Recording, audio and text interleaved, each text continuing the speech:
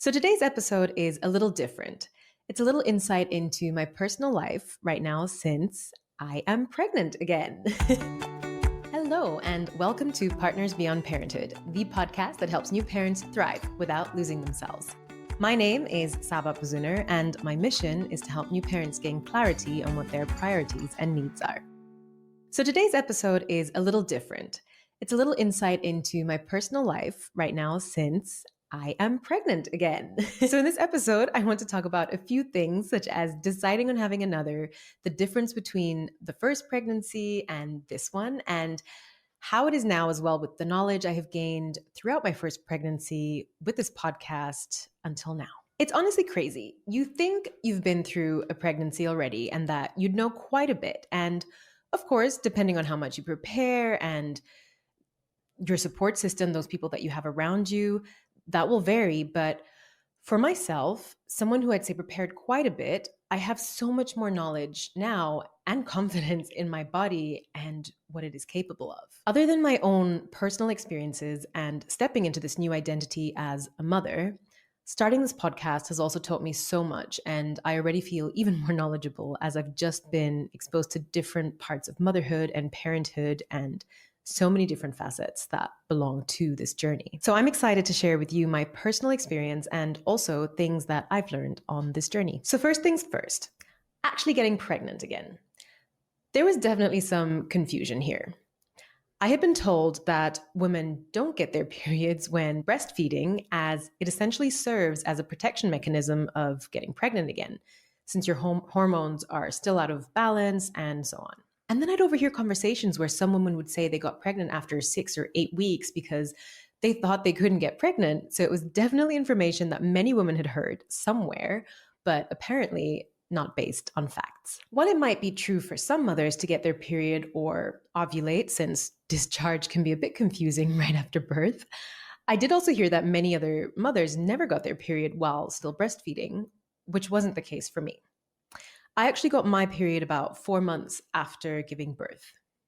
I was still exclusively breastfeeding, and I don't know how that happened or what was happening with the hormones, but at 4 months, sure enough, my period was back, which essentially would also mean that I was ovulating from that time onwards and I'd be able to conceive again. I wasn't ready to have a baby at this time, so we hadn't actually started trying. That said, it did make me feel more comfortable knowing that I wouldn't have to wait as long to stop breastfeeding and then go for a second baby. My partner and I had always decided that we definitely wanted multiple kids.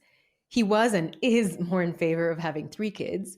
For me, it was a minimum of 2, and I'd be open to 3 depending on how it goes with the second. So we shall see. Well, we're there now, and we use the natural cycles method, which is an app. So very natural in our hormones. You just measure your temperature every morning. And over time, the algorithm gets to know your cycle better and can give you the most fertile days of when you can get pregnant. That coupled with luteinizing hormone tests can help you nail it down further to those 2 most fertile days out of the month. The first time around, I did it with a thermometer, and this time around, they coupled it with the Oura ring, which is amazing because I often forgot to measure my temperature as soon as I woke up, which you're supposed to do, which kind of got my basal body temperature out of whack at times.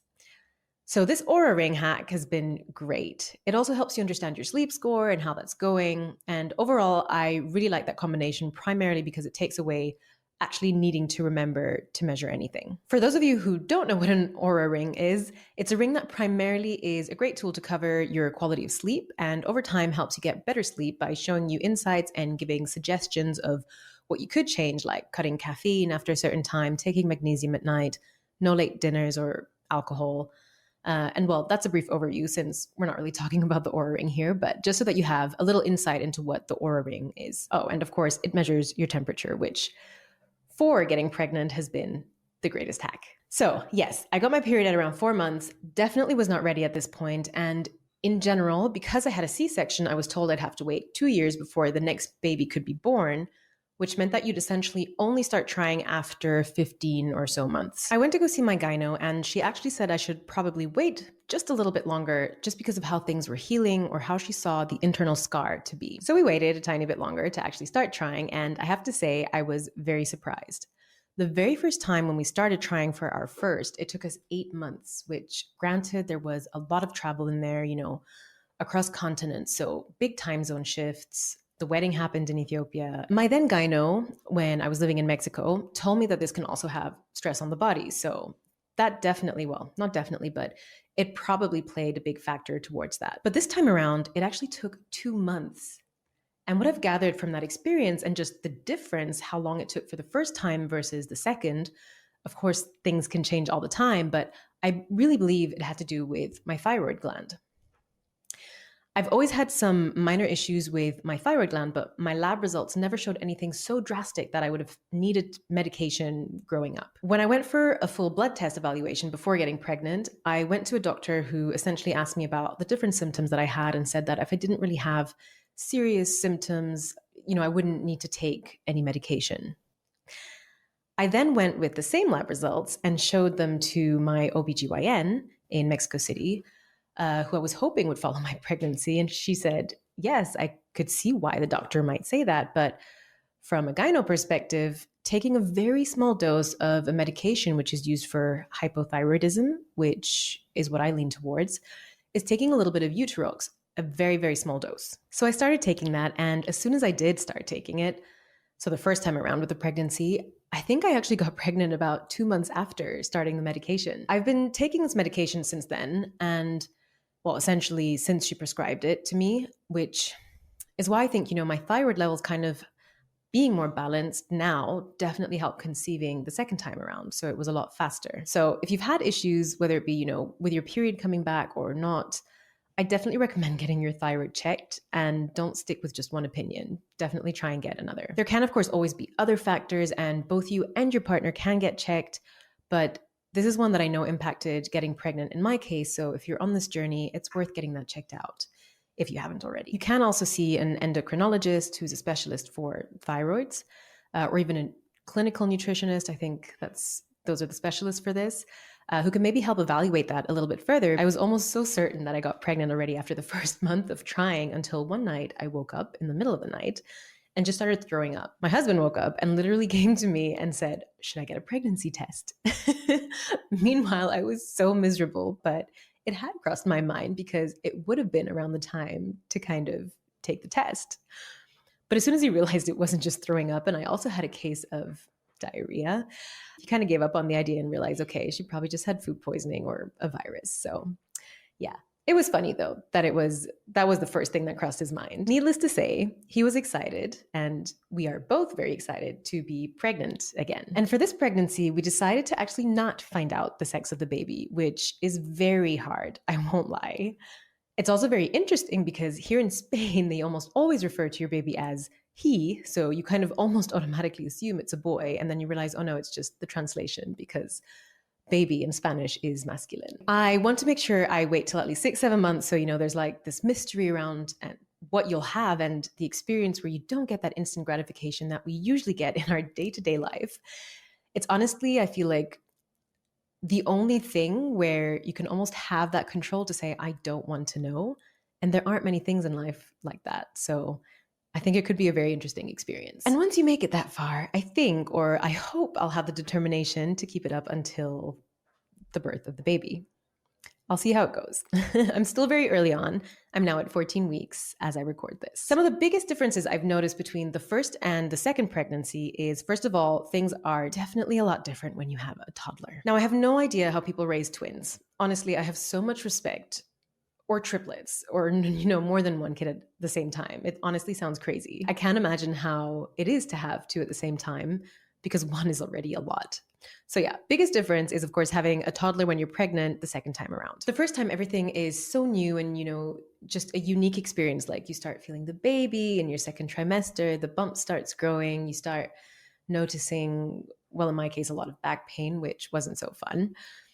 Your hair gets longer and stronger, so many different experiences that are new and that you just start finding out about, the female body, which is incredible of what we can go through, and just, again, how powerful our bodies really are to transform and grow a human. So, you've been through those first impressions, experiences, and seeing how that can all happen. So by the second time, even though it's still very exciting, at least in my case, I feel like it's not, as unique. I remember that at the very beginning, I would check what fruit my baby was at. And every week I'd be on it, sometimes checking multiple times.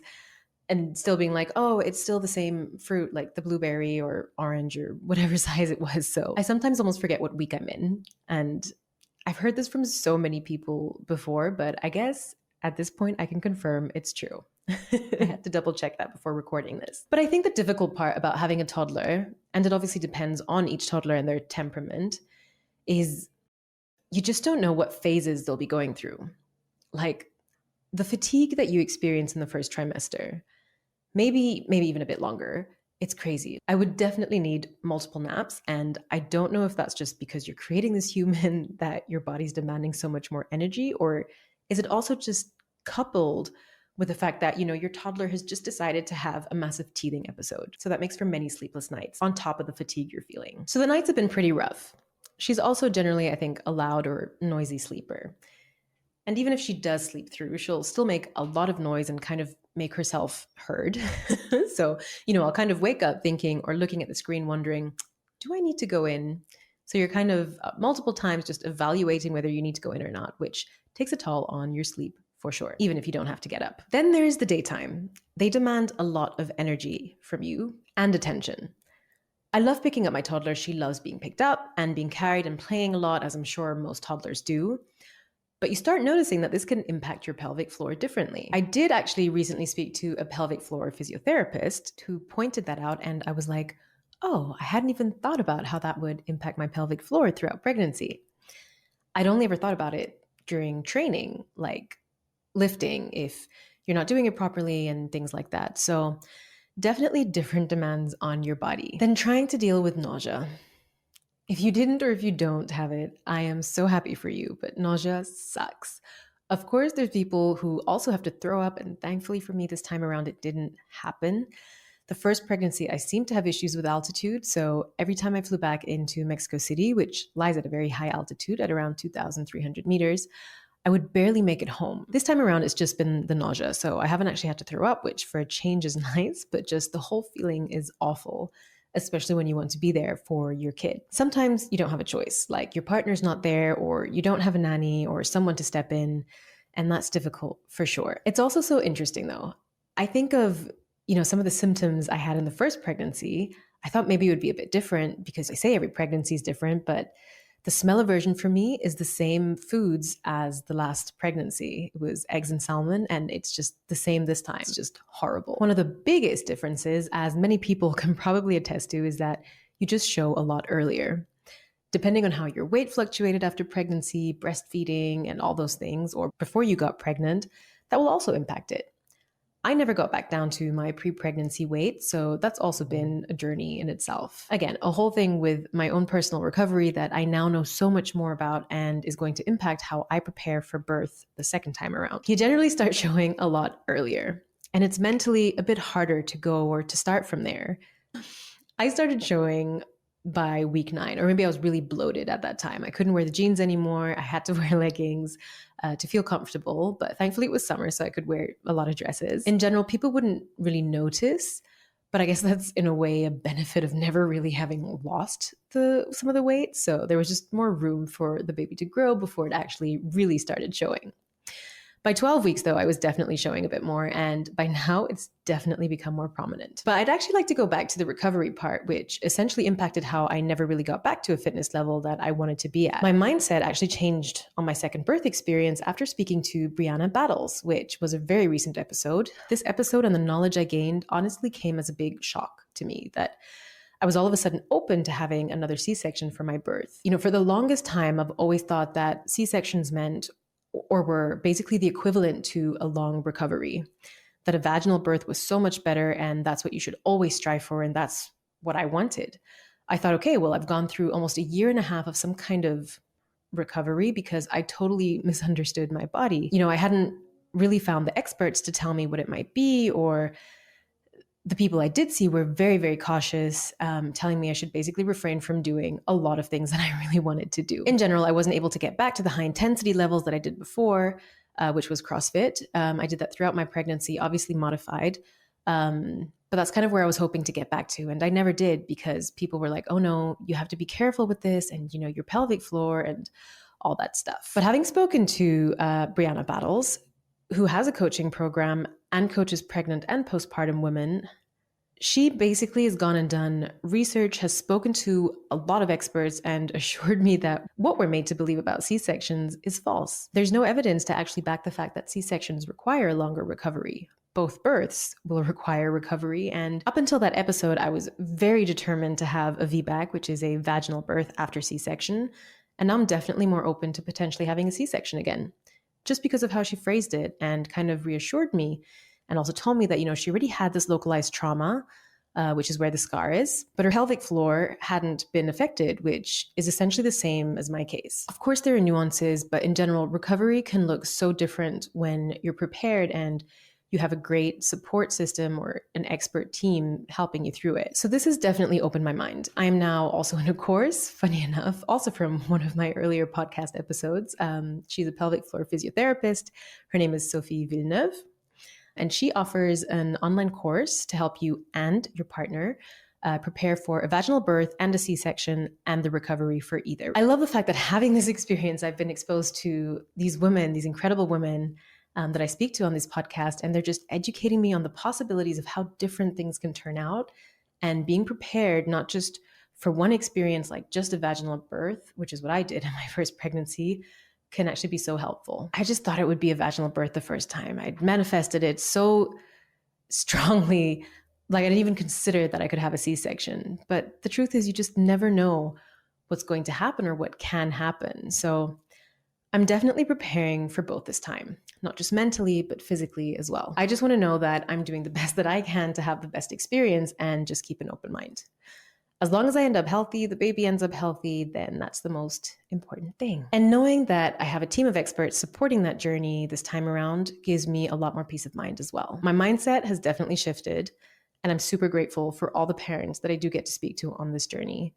It's very eye-opening and just, I'm excited to keep learning and also update you guys on how the pregnancy is going and other things that I learn along this journey. So I hope these insights are helpful, and I'm open to any questions you have for myself or even for me to ask other parents or experts. And thank you so much for tuning in, and see you next week. Thank you so much for tuning in and sticking around to the end. If you've just watched and enjoyed this video, I'd be so grateful for a like and if you'd hit the subscribe button. With your support, I'll be able to invite bigger guests and provide more value. If you're listening to the audio only, make sure to follow this podcast to get tips on parenting and partnership and hear inspiring stories from other parents as well. See you next week.